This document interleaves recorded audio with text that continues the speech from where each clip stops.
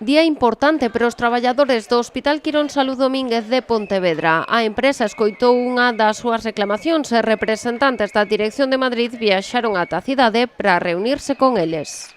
Y entonces, pues a ver qué pasa hoy. La verdad que venimos bastante optimistas por el hecho de que Madrid haya decidido venir a escucharnos y esperemos que la reunión vaya como queremos, que avancemos y que podamos ver una salida a todo este conflicto que hai ahora mismo. A reunión celebrouse no Hotel Rías Bajas. Ás portas agardaba aos directivos unha concentración do cadro de persoal. Os traballadores aproveitaron a reunión para intentar aclarar o futuro do hospital e evitar novos despedimentos e novos peches de servizos.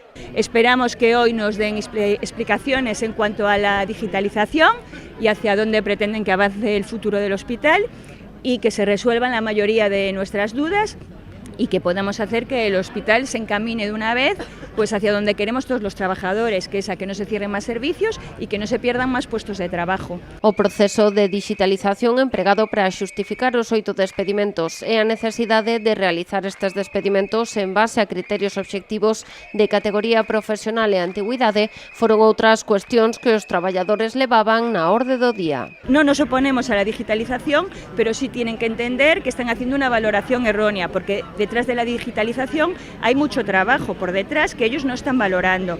Entonces, que no haya más despidos en ese sentido y de que no haya más cierres de servicios, que intenten encaminar el trabajo del hospital, que intenten que todo funcione como debería. Nosotros tampoco queremos que la empresa cierre a números rojos cada año, ni que pase esto cada año. Para coñecer os resultados desta reunión haberá que agardar os xoves. Será entón cando o comité convoque os traballadores a unha asemblea xeral para trasladarlles o contido do encontro. Se o balance non fora satisfactorio, a intención é continuar coas movilizacións.